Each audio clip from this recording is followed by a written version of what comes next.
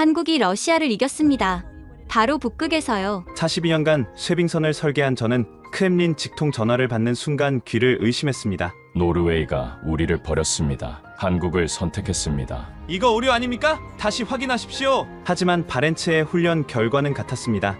한국 3배 속도, 러시아 완패, 60년 북극 지배자가 정말 한국에게 졌습니다. 더 충격적인 건 그 다음이었습니다. 저는 그날 아침도 평소처럼 출근했습니다. 무르만스크 북극함대 본부 설계국. 제가 42년째 일하는 곳이죠. 창밖으로 보이는 땀 안에 얼어붙은 바다, 정박해 있는 거대한 쇄빙선들, 이 풍경을 보며 저는 항상 자부심을 느꼈습니다. 제 이름은 니콜라이 페트로프.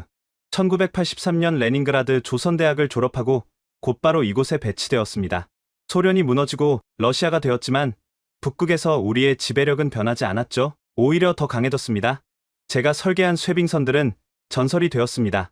야말 7만 5천 마력의 괴물, 시비리 60메가와트 원자로 2개를 품은 거인, 그리고 최신작 아르크티카 3m 얼음을 시속 이노트로 깨며 전진하는 북극의 황제. 오전 9시 정각 제 책상 위에 빨간 전화기가 울렸습니다. 이 전화는 특별합니다. 크렘린 직통이죠. 42년 동안 이 전화가 울린 건 5번뿐이었습니다. 니콜라이 페트로비치, 세르게이 쿠즈네초프 북극함대 사령관의 목소리였습니다. 평소와 달리 떨리는 목소리였죠. 네, 사령관 동지, 지금 즉시 모스크바로 와야 하오. 헬기를 보냈소. 무슨 일입니까? 침묵이 흘렀습니다. 그리고 그가 말했죠. 노르웨이가 배신했소. 우리가 아니라 한국을 선택했다오. 저는 잠시 그 말을 이해할 수 없었습니다. 노르웨이 스발바르 연구기지 프로젝트는 우리가 따놓은 밥이었습니다. 15억 달러 규모의 차세대 쇄빙 연구선 건조 사업. 노르웨이는 항상 우리 쇄빙선을 사용했고 이번에도 당연히 우리가 수주할 거라 확신했죠. 한국이라뇨? 하나오션 말입니까? 그렇소. 어제 오슬로에서 계약서에 서명했다오. 저는 웃음이 나왔습니다. 말도 안 되는 소리였으니까요. 사령관 동지, 한국은 쇄빙선이 아라오노 하나뿐입니다. 그것도 겨우 7,000톤짜리 연구선이죠. 우리 아르크티카는 33,000톤입니다. 어떻게 그들이... 니콜라이 사령관이 제 말을 끊었습니다. 한국이 제시한 스펙을 봤소. 1.5m 두께, 얼음을 시속 5노트로 연속 파쇄. 연료 효율은 우리보다 40% 높고 건조 기간은 4년. 우리는 보통 7년 걸리지 않소? 저는 전화기를 꽉 쥐었습니다. 불가능한 수치였습니다. 조작된 정보일 겁니다. 한국이 그런 기술을 가지고 있을 리 없습니다. 그렇게 생각하고 싶지만 노르웨이 북극위원회가 직접 검증했다오. 라르스 안데르센 의장이 서명했소. 라르스 안데르센, 그를 저도 잘 압니다. 30년간 북극을 연구한 노르웨이 최고 전문가죠. 그가 거짓 데이터에 서명할 리 없습니다. 헬기가 도착했습니다. 모스크바까지 4시간. 그동안 저는 계속 생각했습니다. 어떻게 이런 일이 가능한가? 우리가 뭘 놓친 것인가? 모스크바 국방부 지하 회의실, 이미 20명 정도가 모여 있었습니다. 북극 전략을 담당하는 핵심 인사들이었죠. 모두의 표정이 어두웠습니다. 크린의 하나오션의 쇄빙선 설계도가 떴습니다. 제가 처음 보는 방식이었습니다. 선체 구조, 쇄빙날의 각도, 엔진 배치, 모든 게 우리와 달랐습니다. 이게 가능한가? 니콜라이? 국방부 차관이 물었습니다. 저는 설계도를 자세히 들여다봤습니다. 그리고 인정할 수밖에 없었죠. 이론적으로는 가능합니다. 하지만 실제로 만들려면 우리가 모르는 기술이 있어야 합니다. 그때 정보국 대령이 일어났습니다. 한 달 전 그린란드에서 있었던 일을 아십니까? 덴마크 연구팀 73명이 빙산에 고립되었을 때 우리 쇄빙선 로모노소프가 구조 작전에 실패했습니다. 얼음이 너무 두꺼웠죠. 그런데 한국 아라오노가 나타나서 불가능해 보이는 루트를 개척했고 전원을 구조했습니다. 저는 그 소식을 들었던 기억이 났습니다. 그때는 운이 좋았다고 생각했죠. 그게 운이 아니었다는 말입니까? 네, 우리가 입수한 영상입니다. 화면이 바뀌었습니다. 아라오노가 얼음을 깨며 전진하는 모습이었습니다. 하지만 뭔가 이상했죠. 움직임이 달랐습니다. 단순히 밀어붙이는 게 아니라 마치 얼음의 약점을 정확히 알고 있는 것처럼 효율적으로 움직였습니다. 저들이 개발한 신기술입니다. 인공지능을 이용한 최적 경로 탐색 시스템이라고 합니다. 저는 주먹을 쥐었습니다. 42년 동안 저는 쇄빙선 설계의 정점에 있다고 믿었습니다. 하지만 한국은 우리가 생각지도 못한 방향으로 발전하고 있었던 겁니다. 회의가 끝나고 사령관이 저를 따로 불렀습니다. 니콜라이, 다음 달 바렌츠에서 국제합동훈련이 있소. 한국도 참가한다오. 그들의 신형 쇄빙선을 직접 볼 기회요.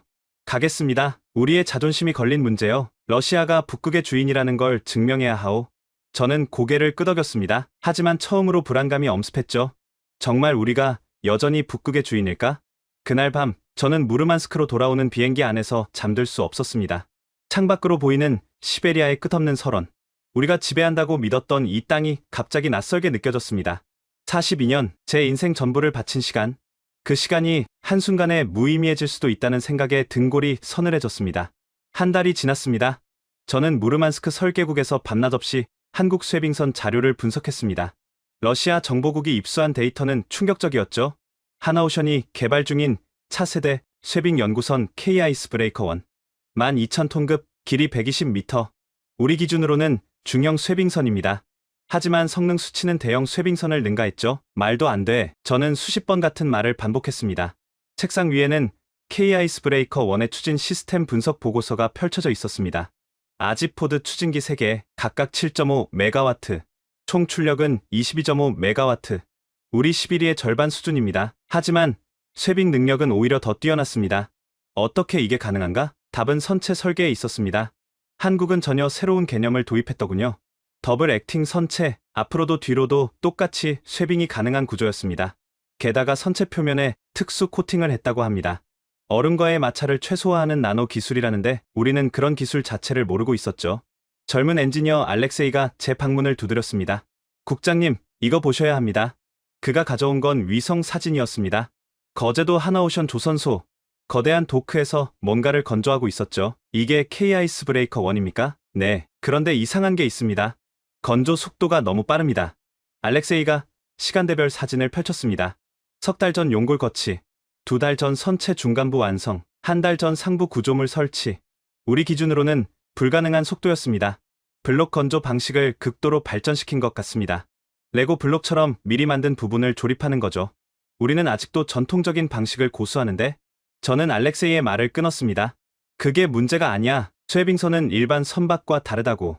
극한의 압력을 견뎌야 해. 블록 조립으로는 그런 강도를 낼 수 없어. 저도 그렇게 생각했습니다. 하지만 알렉세이가 또 다른 문서를 내밀었습니다. 한국 포스코가 개발한 특수강철에 관한 보고서였죠. 극지용 특수강 K-스틸 500, 영하 60도에서도 강도를 유지하고 일반 강철보다 30% 가볍다고 합니다. 10년 전부터 개발해왔대요. 10년. 저는 그 숫자에 놀랐습니다. 한국이 10년 전부터 북극을 준비했다는 뜻이었으니까요. 그때 전화가 울렸습니다. 세르게이였죠. 니콜라이, 더 큰 문제가 생겼소. 뭡니까? 캐나다가 한국과 손잡았소. 5척의 쇄빙선을 한국에서 건조하기로 했다오. 저는 수화기를 놓을 뻔했습니다. 캐나다는 미국 다음으로 큰 북극 연안국입니다. 그들이 러시아 대신 한국을 선택했다는 건 그뿐이 아니오. 덴마크도 한국과 협상 중이라는 정보가 있소. 그린란드 구조 작전 이후로 한국을 주목하고 있다오. 저는 창밖을 바라봤습니다. 항구에 정박한 우리 쇄빙선들이 갑자기 낡고 무거워 보였죠. 다음날 저는 상트페테르부르크로 갔습니다. 크릴로프 국립연구센터, 러시아 조선 기술의 심장부입니다. 거기서 충격적인 사실을 알게 되었죠. 연구소장 이반 볼코프가 저를 특별 연구실로 안내했습니다. 니콜라이, 이건 극비입니다. 우리도 한국 기술을 연구하고 있소. 연구실에는 젊은 연구원들이 컴퓨터 시뮬레이션을 돌리고 있었습니다. 화면에는 한국 쇄빙선의 3D 모델이 있었죠. 뭔가 발견한 게 있습니까? 이반이 한숨을 쉬었습니다. 있소. 하지만 믿고 싶지 않은 사실이오. 그가 시뮬레이션을 실행시켰습니다. 한국 쇄빙선과 우리 아르크티카가 같은 두께의 얼음을 깨는 장면이었죠. 보시오. 한국 쇄빙선은 얼음을 깨는 게 아니라 자르는 겁니다. 선수 부분에 특별한 장치가 있어요. 고압 워터젯 시스템, 얼음에 미세한 균열을 만든 다음 깨는 거죠. 저는 화면을 뚫어지게 쳐다봤습니다. 단순하면서도 천재적인 아이디어였습니다. 우리는 왜 이걸 생각하지 못했습니까? 우리는 항상 힘으로 밀어붙이는 방식만 고집했으니까요. 더 큰 엔진, 더 두꺼운 선체. 하지만 한국은 달랐소. 그들은 효율을 추구했어요. 이반이 또 다른 데이터를 보여줬습니다. 한국은 남극에서 30년간 데이터를 축적했소. 세종기지, 장보고기지. 거기서 얻은 경험을 북극에 적용한 거요. 우리는 남극을 무시했지만 한국은 남극을 실험실로 활용했소. 저는 갑자기 두려워졌습니다. 우리가 자만하는 동안 한국은 조용히 준비해왔던 겁니다. 이반, 우리가 따라잡을 수 있겠습니까? 그가 고개를 저었습니다. 최소 5년은 걸릴 겁니다. 하지만 한국은 멈춰있지 않겠죠. 이미 K-아이스브레이커 2, 3를 계획하고 있다는 정보가 있소. 저는 무거운 마음으로 연구센터를 나왔습니다. 상트페테르부르크에 네바강이 얼어있었죠. 300년 전 표트르 대제가 이곳에서 러시아 해군을 창설했습니다. 그리고 우리는 북극의 지배자가 되었죠. 하지만 이제 그 왕좌가 흔들리고 있었습니다. 작은 나라 한국이 우리의 자리를 넘보고 있었죠. 그날 밤 저는 호텔에서 한국 뉴스를 찾아봤습니다. 하나오션 최성태 회장의 인터뷰가 있었습니다. 북극은 인류의 마지막 프론티어입니다. 한국은 그곳에서 새로운 가능성을 찾을 겁니다. 경쟁이 아닌 협력으로, 파괴가 아닌 지속 가능한 개발로, 협력. 그 단어가 머릿속에 맴돌았습니다. 우리는 항상 북극을 독점하려 했죠. 하지만 한국은 공유를 말하고 있었습니다.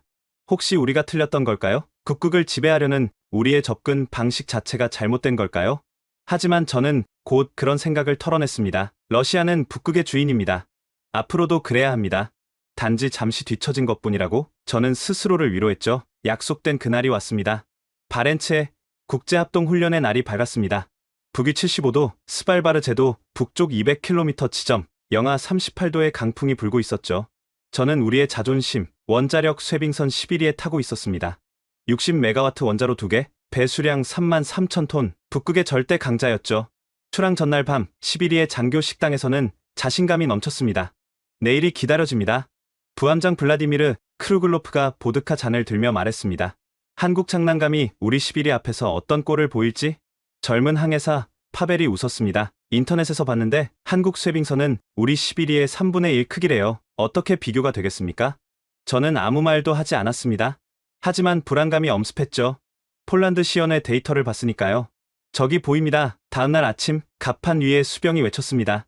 수평선 너머로 선박들이 나타나기 시작했죠. 미국 해안경비대 폴라스타, 캐나다 루이 S 생로랑, 핀란드 폴라리스.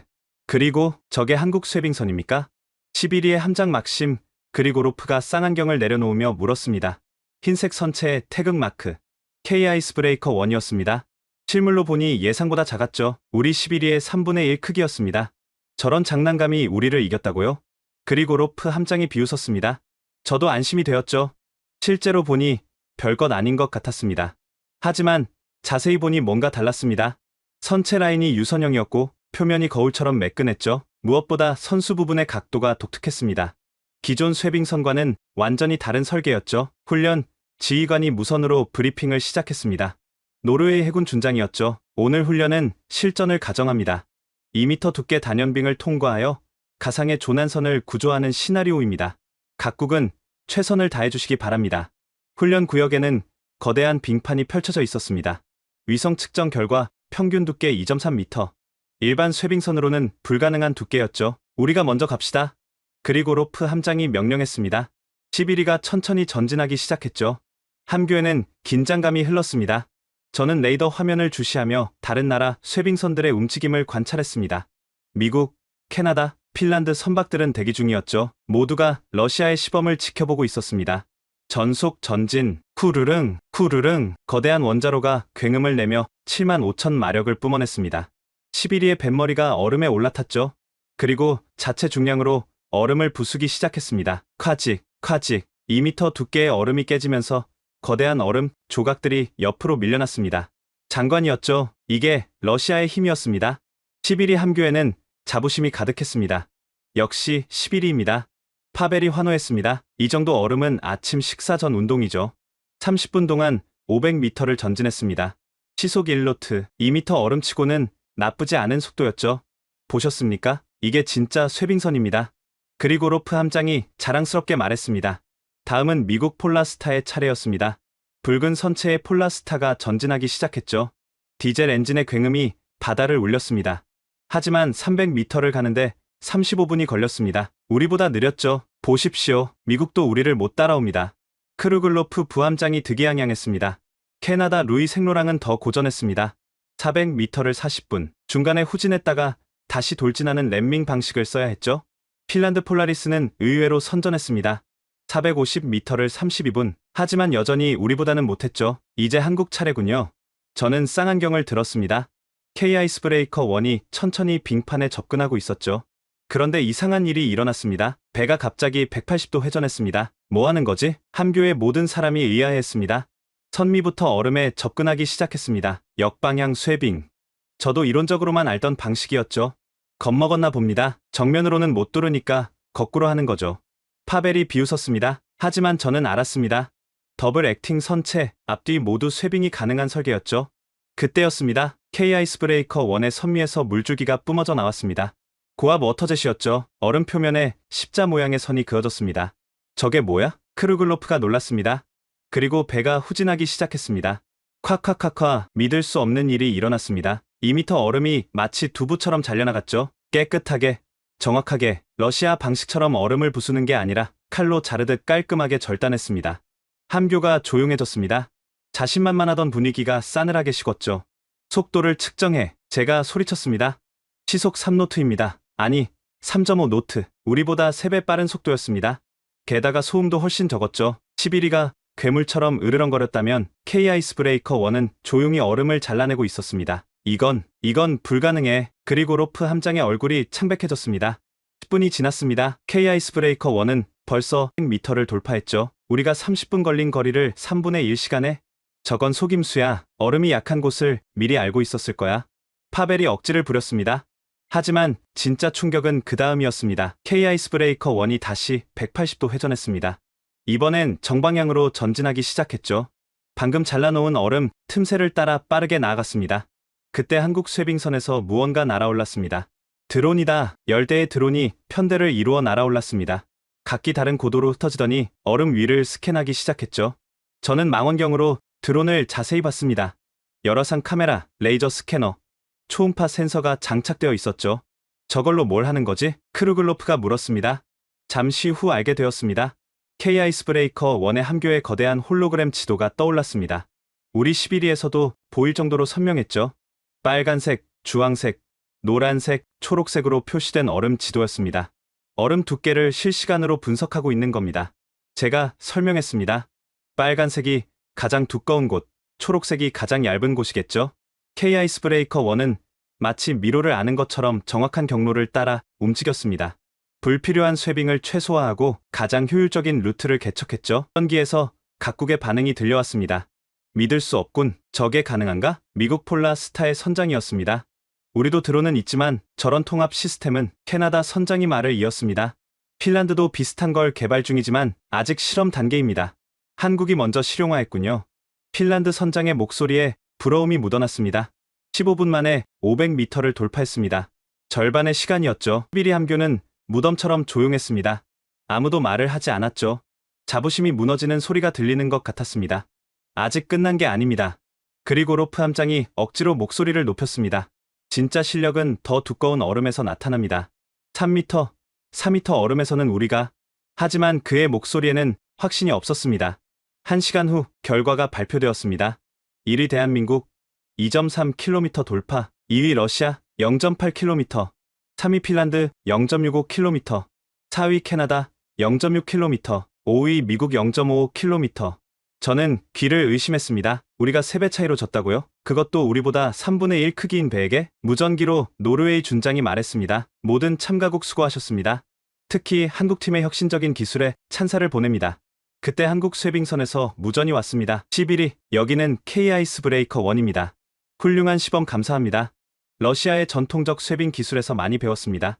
정중한 인사였지만 승자의 여유가 느껴졌죠. 저는 갑판으로 나갔습니다.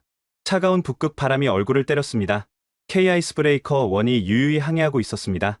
작지만 강한 배, 마치 다윗이 골리앗을 이긴 것 같았죠. 훈련이 끝난 후 국제 합동 만찬이 있었습니다. 스발바르 롱이어르비엔의 호텔이었죠. 연회장 입구에서 각국 대표들이 모여 이야기하고 있었습니다.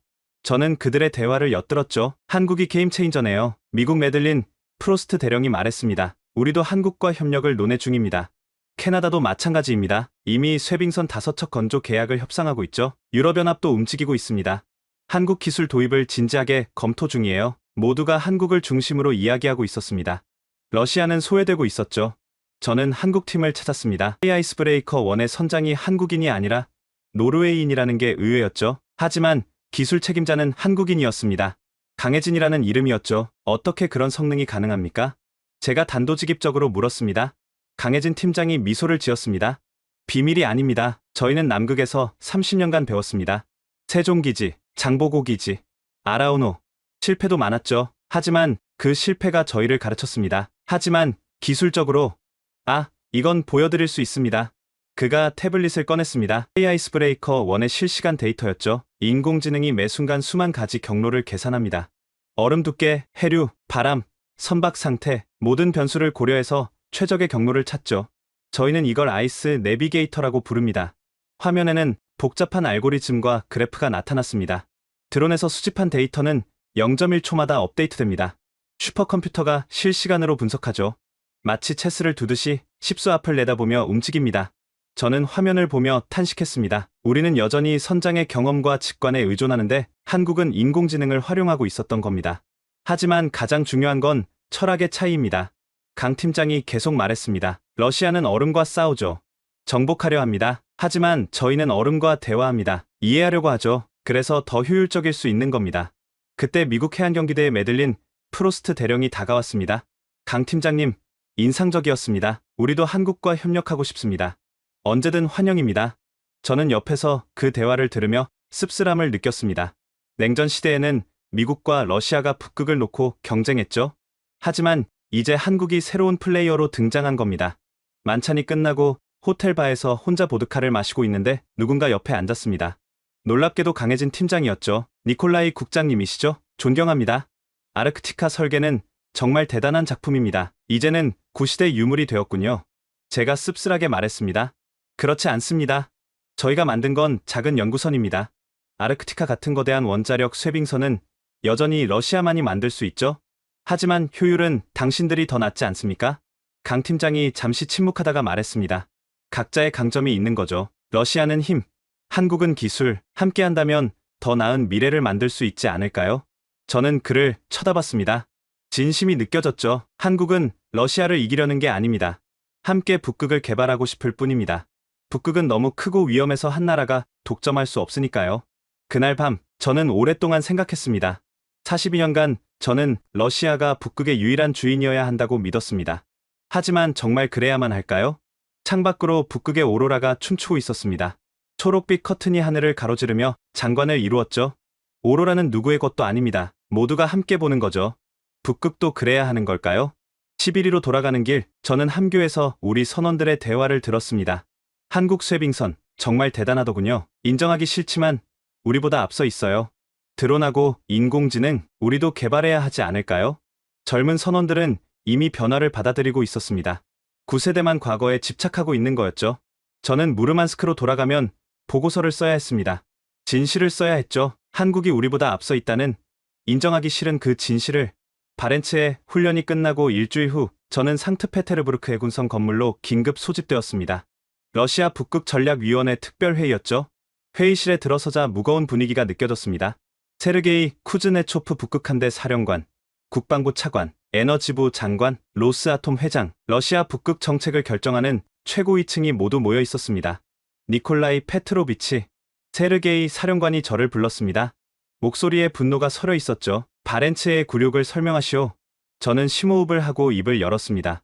한국이 새로운 기술을 개발했습니다. 인공지능 기반 경로 탐색, 고압 워터젯 쇄빙, 나노 코팅 선체. 변명이 아니라 해결책을 듣고 싶소. 국방부 차관이 테이블을 쳤습니다. 유엔이 북극 자원 개발권을 논의하고 있소. 지금까지 우리가 유리했던 건 최강의 쇄빙 능력 때문이었어. 그런데 한국이 나타나서 판을 뒤집고 있다고. 에너지부 장관이 문서를 펼쳤습니다. 더 큰 문제가 있습니다. 야말 LNG 프로젝트 아시죠? 북극 최대 천연가스 개발 사업입니다. 운송을 위해 쇄빙 LNG선 15척이 필요한데 대우조선이 입찰에 참여했습니다. 한국 조선소가요? 네, 그들이 제시한 조건을 보십시오. 건조 기간 3년, 유지 보수 20년 보장. 우리 즈베즈다 조선소는 5년에 10년 보장밖에 못합니다. 회의실이 술렁였습니다. 그때 젊은 목소리가 들렸습니다. 저는 한국에서 배워야 한다고 생각합니다. 모두가 돌아봤습니다. 말한 사람은 드미트리 사도브니코프. 35살의 젊은 엔지니어였죠. 상트페테르부르크 크릴로프 연구센터의 신예였습니다. 무슨 말을 하는 거요? 세르게이 사령관이 눈을 부라렸습니다. 드미트리는 주눅들지 않고 계속했습니다. 저는 한국 기술을 석 달간 분석했습니다. 그들이 우리보다 뛰어난 건 사실입니다. 부정한다고 달라질 건 없습니다. 배워서 따라잡아야죠. 자존심도 없는가? 자존심으로 얼음을 깰 수 있습니까? 드미트리가 노트북을 열었습니다. 보십시오. 한국은 2014년 아라오노 북극 고립 사건 이후 국가적 프로젝트를 시작했습니다. 10년간 500억 달러를 투자했죠. 산학연이 하나가 되어 기술을 개발했습니다. 화면에 한국의 극지 연구 조직도가 나타났습니다. 극지연구소, 한국해양과학기술원, 하나오션, 대우조선, 포스코, 삼성중공업. 반면 우리는 어떻습니까? 각 기관이 따로 놉니다. 해군은 해군대로, 로스아톰은 로스아톰대로, 은 가스프롬대로. 협력이 없습니다. 내 놈이 뭘 안다고 로스아톰 회장이 화를 냈습니다. 하지만 드미트리는 멈추지 않았습니다. 알렉산드르 네브스키가 뭐라고 했습니까? 적에게서도 배울 줄 알아야 한다. 한국은 적이 아니라 잠재적 파트너입니다. 저는 드미트리를 보며 놀랐습니다. 젊은 세대는 다르게 생각하는군요. 니콜라이, 당신 생각은 어떠소? 세르게이 사령관이 제게 물었습니다. 저는 잠시 고민하다가 입을 열었습니다. 인정하기 싫지만 드미트리 말이 맞습니다. 한국 기술은 이미 우리를 앞섰습니다. 계속 부정하면 격차는 더 벌어질 뿐입니다. 그래서 두 가지 선택이 있습니다. 첫째, 5년간 집중 투자해서 따라잡기. 하지만 그동안 한국도 발전하겠죠. 둘째, 저는 말을 멈췄습니다. 두 번째 선택은 러시아인으로서 말하기 어려운 것이었으니까요. 말하시오. 협력입니다. 한국과 기술 협력을 하는 겁니다. 회의실이 조용해졌습니다. 국방부 차관이 먼저 입을 열었습니다. 러시아가 한국에 손을 벌리자는 겁니까? 손을 벌리는 게 아니라 손을 잡는 겁니다. 우리는 60년간 축적한 북극 운항 데이터가 있습니다. 한국은 그게 필요하죠. 거래를 하는 겁니다. 에너지부 장관이 고개를 끄덕였습니다. 일리가 있습니다. 북극 자원 개발은 한 나라가 독점하기엔 너무 큽니다. 협력이 필요하죠. 하지만 세르게이 사령관은 단호했습니다. 안 됩니다. 북극은 러시아의 미래입니다. 양보할 수 없습니다. 회의는 결론 없이 끝났습니다. 하지만 변화의 조짐은 분명했죠. 젊은 세대는 이미 다르게 생각하고 있었습니다. 회의가 끝난 후 드미트리가 제게 다가왔습니다.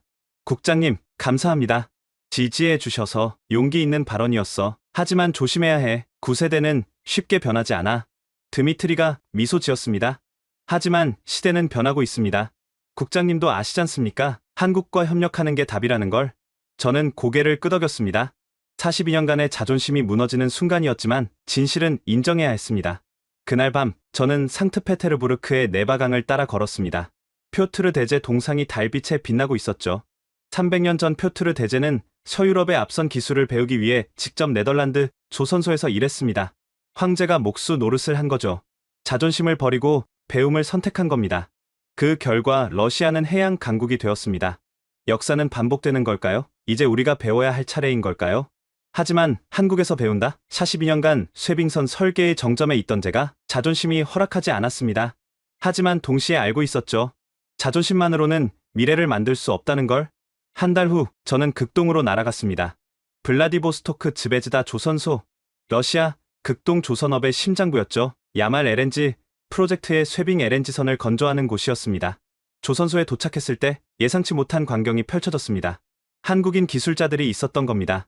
무슨 일입니까? 제가 조선소장 빅토르 체르노프에게 물었습니다. 아, 니콜라이, 설명이 필요하겠군요.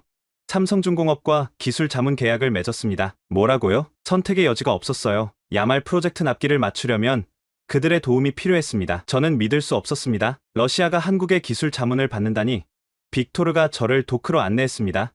거대한 LNG선이 건조 중이었죠. 크틱 LNG 운반선, 17만 톤급 거대한 배였습니다. 보십시오. 한국 기술자들이 가져온 모듈 공법입니다. 선체가 블록 단위로 조립되고 있었습니다. 각 블록은 이미 배관과 전선까지 설치된 상태였죠. 공기가 40% 단축됐습니다. 비용도 30% 절감됐고요. 그때 한국인 기술자 한 명이 다가왔습니다. 놀랍게도 제가 아는 얼굴이었죠. 니콜라이 국장님? 당신은 김태섭? 20년 전 무르만스크에 연수 왔던 한국 엔지니어였습니다.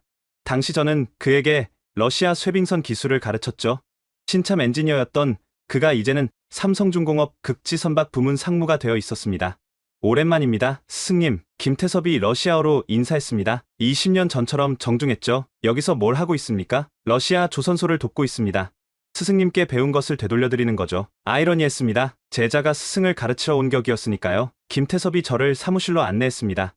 차 한잔 하시죠. 20년 전처럼요. 우리는 마주 앉았습니다. 20년 전 무르만스크의 제 사무실에서처럼. 니콜라이 국장님, 저는 아직도 그때를 기억합니다.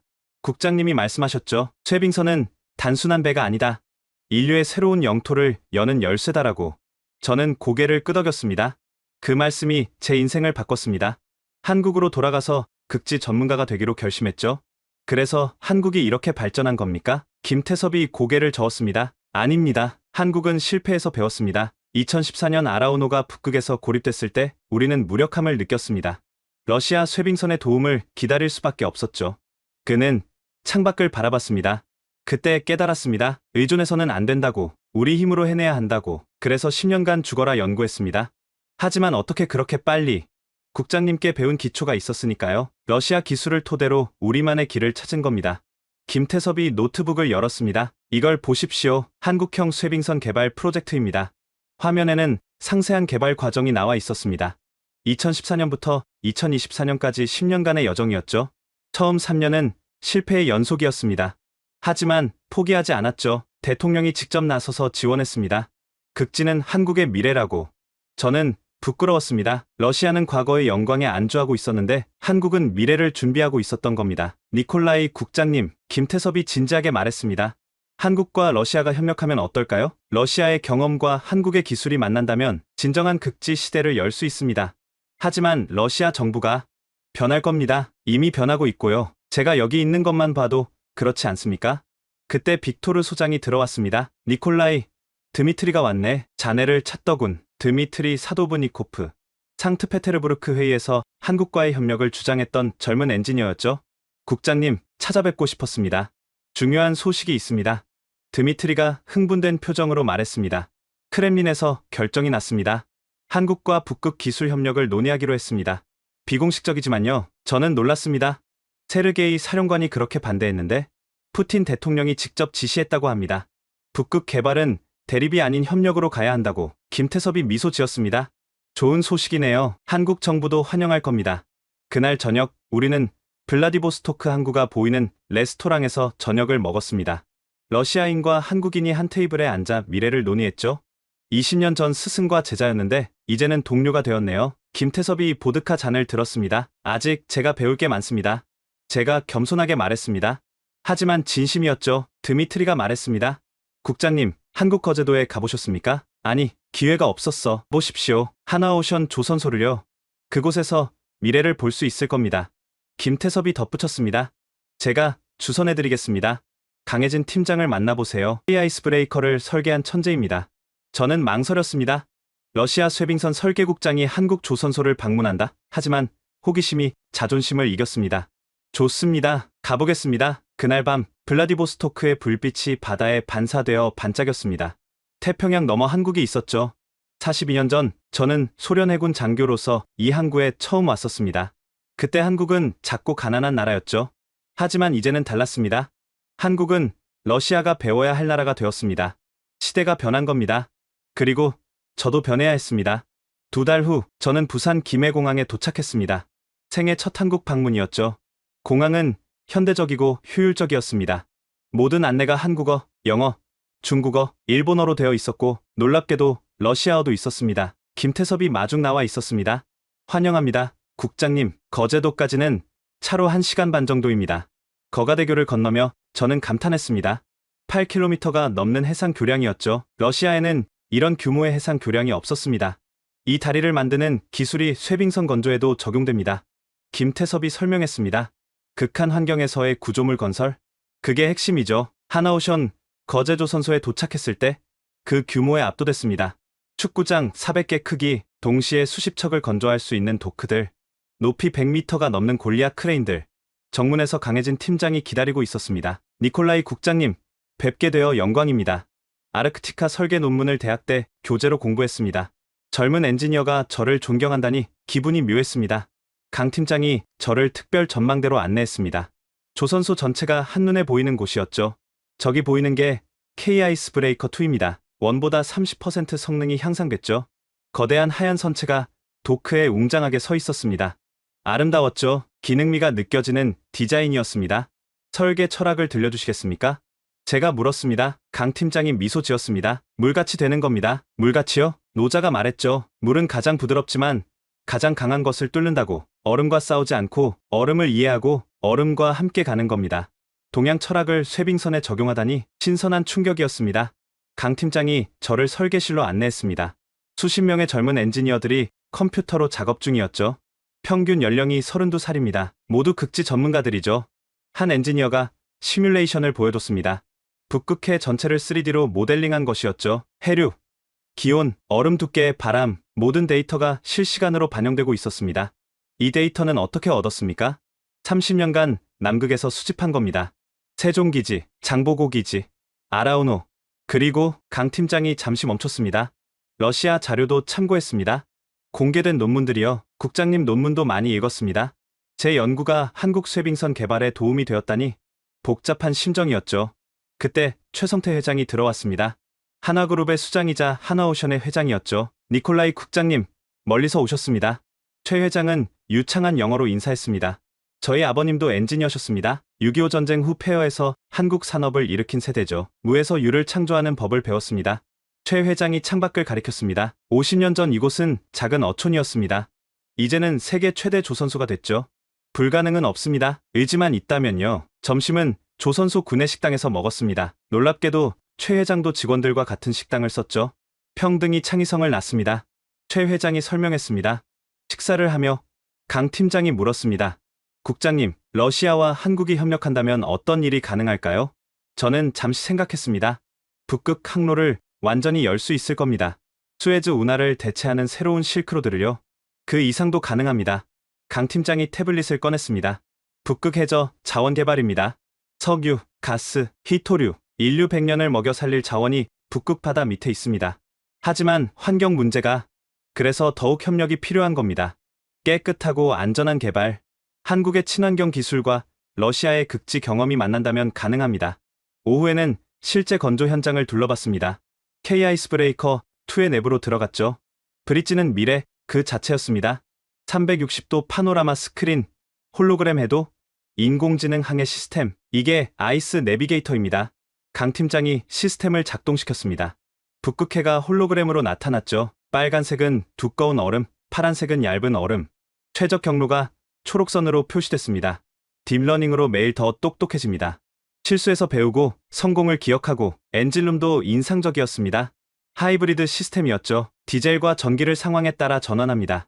얼음이 없을 때는 전기로, 쇄빙할 때는 디젤로. 연료를 40% 절약합니다. 저는 감탄할 수밖에 없었습니다. 모든 것이 효율적이고 혁신적이었죠. 견학이 끝난 후 강 팀장이 작은 기념품을 건넸습니다. 아이스 브레이커의 모형이었죠. 국장님의 아르크티카가 저희에게 영감을 줬습니다. 이제 저희가 국장님께 영감을 드릴 수 있기를 바랍니다. 저는 그 모형을 받아들며 말했습니다. 강 팀장님, 솔직히 말씀드릴게요. 한국이 이렇게 앞서 있을 줄 몰랐습니다. 제 자존심이 많이 상했죠. 그러실 필요 없습니다. 저희도 국장님처럼 42년 경험이 있었다면 다르게 접근했을 겁니다. 저희는 경험이 없었기에 새로운 길을 찾아야 했습니다. 하지만 결과적으로 더 나은 길을 찾았지 않습니까? 강 팀장이 고개를 저었습니다. 다른 길입니다. 러시아에는 러시아의 길이, 한국에는 한국의 길이 있죠. 함께 간다면 더 좋은 길을 만들 수 있을 겁니다. 그날 저녁, 저는 부산의 호텔에서 혼자 생각에 잠겼습니다. 창밖으로 부산항의 불빛이 보였죠. 컨테이너선들이 쉴 새 없이 드나들고 있었습니다. 42년 전 저는 소련이 세계 최강국이라고 믿었습니다. 쇄빙선 기술에서만큼은 절대적이라고 확신했죠. 하지만 세상은 변했습니다. 작은 나라 한국이 거대한 러시아를 뛰어넘었습니다. 자존심이 상합니까? 네, 상합니다. 하지만 동시에 희망도 보입니다. 한국이 해냈다면 러시아도 다시 일어설 수 있습니다. 그리고 함께한다면 진정한 북극 시대를 열 수 있을 겁니다. 다음날 아침, 저는 강혜진 팀장에게 전화했습니다. 강 팀장님, 제안이 있습니다. 말씀하세요. 러시아 젊은 엔지니어들을 한국으로 연수 보내고 싶습니다. 20년 전 김태섭처럼요. 환영합니다. 저희도 러시아에서 배우고 싶습니다. 60년 북극 경험은 돈으로 살 수 없는 자산이니까요. 그럼 시작해봅시다. 작은 걸음이지만 미래를 향한 걸음을. 전화를 끊고 저는 K-아이스 브레이커 모형을 다시 봤습니다. 작지만 강한 배, 한국 그 자체였죠. 거제도에서 돌아온 지 석 달 후 저는 특별한 임무를 받았습니다. 북극점 국제과학기지에 보급품을 운송하는 작전이었죠. 러시아 원자력 쇄빙선 야말이 주도하고 각국 쇄빙선이 지원하는 연합작전이었습니다. 무르만스크 항구 야말에 승선하기 전 저는 참가 선박 명단을 확인했습니다. 미국 폴라스타, 캐나다 루이 생로랑, 그리고 한국 아라온2.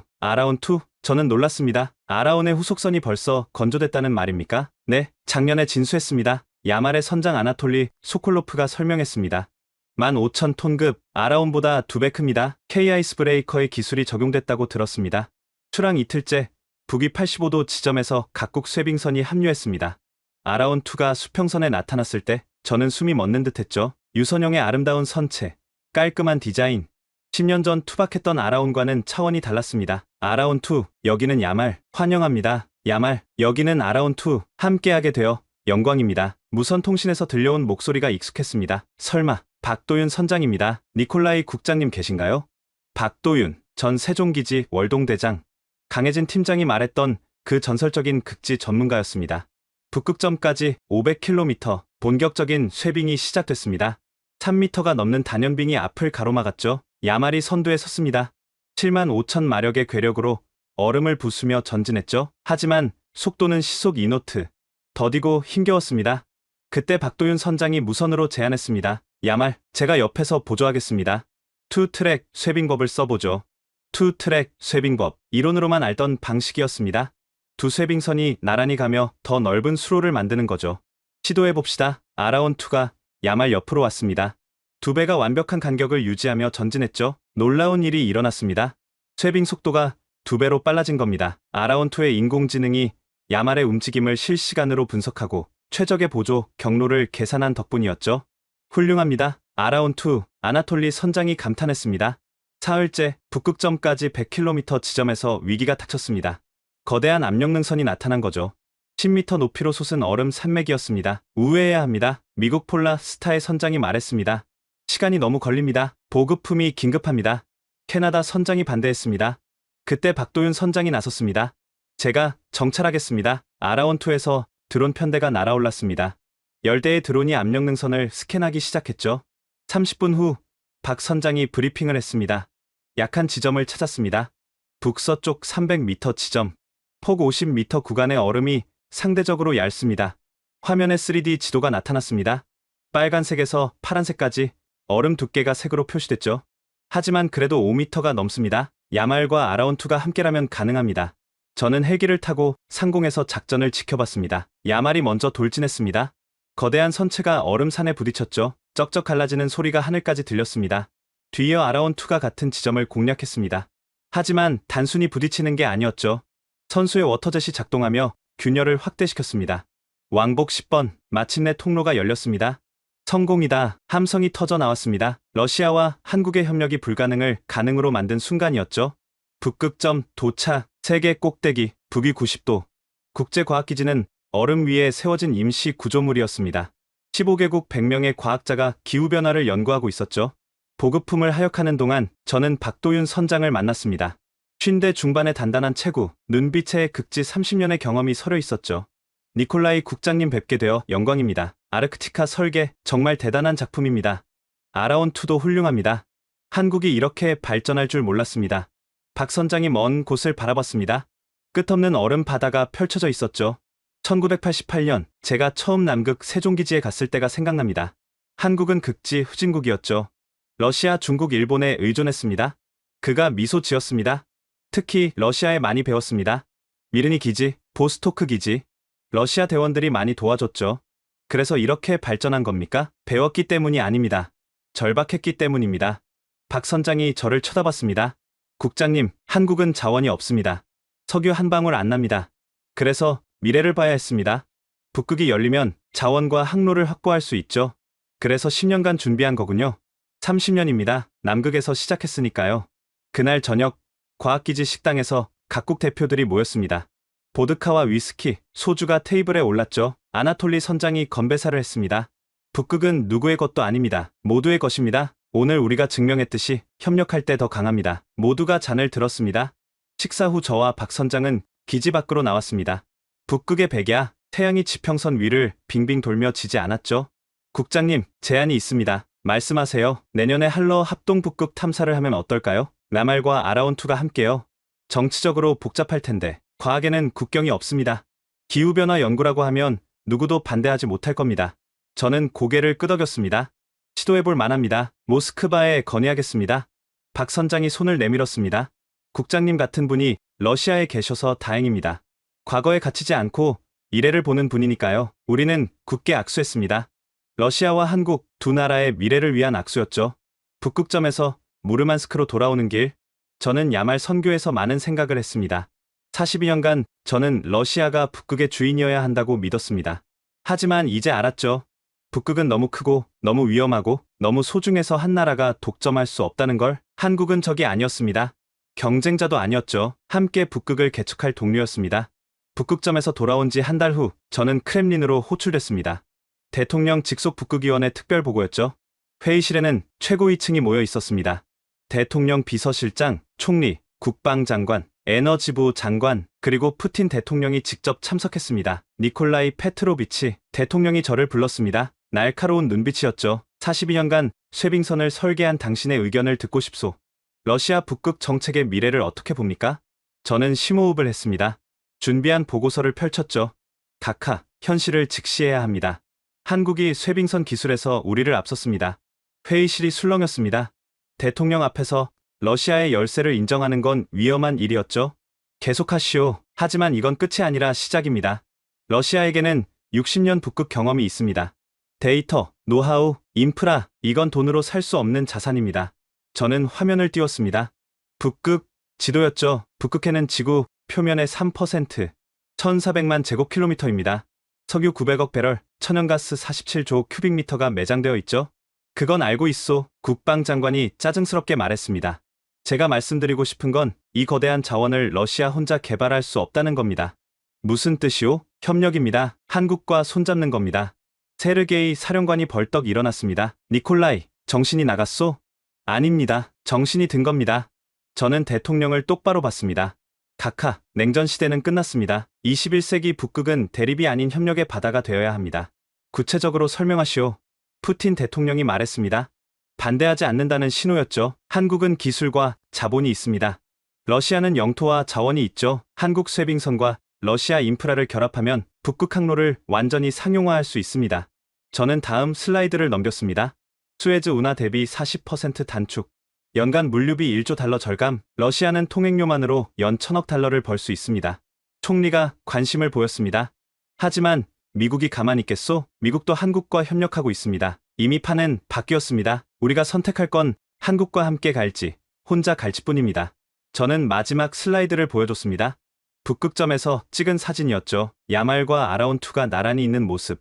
이것이 미래입니다. 러시아와 한국이 함께하는 북극. 긴 침묵이 흘렀습니다. 푸틴 대통령이 입을 열었습니다. 니콜라이, 당신이 상간 러시아를 위해 일한 건 압니다. 그런 당신이 한국과의 협력을 주장하는 이유가 뭡니까? 자존심 때문입니다. 각하. 자존심? 네, 진짜 자존심은 고집이 아니라 인정입니다. 한국이 더 나은 걸 인정하고 배우고 함께 가는 것. 그게 진정한 강대국의 자존심입니다. 대통령이 미소를 지었습니다. 차가운 미소였지만 동의한다는 뜻이었죠. 좋소. 비공식 접촉을 시작하시오. 하지만 조건이 있소. 말씀하십시오. 러시아가 주도권을 가져야 하오. 협력은 하되 종속은 안 됩니다. 당연합니다. 회의가 끝난 후 세르게이 사령관이 저를 불렀습니다. 니콜라이, 당신이 옳았소. 시대가 변했어. 42년 만에 그에게서 인정받은 기분이었습니다. 일주일 후 저는 비밀리에 서울을 방문했습니다. 한국해양수산부 장관과의 비공식 회동이었죠. 러시아가 협력을 제안한다니 놀랍습니다. 장관이 말했습니다. 시대가 변했습니다. 러시아도 변해야죠. 조건이 있겠죠? 물론입니다. 러시아 영해 통과 시 러시아 쇠빙선 의무 사용, 수익의 30% 배분, 기술 공유 검토하겠습니다. 하지만 한국도 조건이 있습니다. 말씀하세요. 환경보호 최우선, 국제법 준수, 모든 정보 투명 공개. 저는 고개를 끄덕였습니다. 합리적인 조건이었죠. 그날 저녁 강혜진 팀장과 박도윤 선장을 다시 만났습니다. 남산이 보이는 레스토랑이었죠. 국장님이 큰 결단을 하셨네요. 박 선장이 말했습니다. 쉽지 않았습니다. 42년 신념을 바꾸는 건 하지만 옳은 결정입니다. 강 팀장이 소주를 따르며 말했습니다. 러시아와 한국이 함께하면 진짜 북극 시대가 열릴 겁니다. 우리는 건배했습니다. 미래를 위한 건배였죠. 석 달 후 모스크바 크렘린, 러시아와 한국은 북극 기술협력 협정을 체결했습니다. 공식 발표였죠. 전 세계가 놀랐습니다. 냉전의 상징이던 러시아와 신흥 강국 한국의 협력. 새로운 시대의 시작이었습니다. 저는 조인식을 지켜보며 생각했습니다. 42년 전 저는 소련 엔지니어로 시작했습니다. 러시아가 영원히 북극을 지배할 거라 믿었죠. 하지만 세상은 변했고 저도 변했습니다. 한국이 가르쳐준 건 기술만이 아니었습니다. 겸손, 개방, 협력, 미래를 만드는 진짜 힘이 무엇인지 배웠죠. 이제 시작입니다. 러시아와 한국이 함께 만들 북극의 미래, 얼음의 바다가 협력의 바다로 바뀌는 순간, 그리고 저 니콜라이 페트로프는 그 역사의 증인이 되었습니다. 42년간 북극의 절대 강자였던 러시아, 그들이 한국을 인정하고 손을 잡기까지 얼마나 많은 갈등과 고민이 있었는지 보셨을 겁니다. 하지만 진정한 강자는 변화를 두려워하지 않습니다. 배울 줄 알고, 인정할 줄 알고, 함께 갈 줄 아는 것. 그것이 진짜 힘이죠.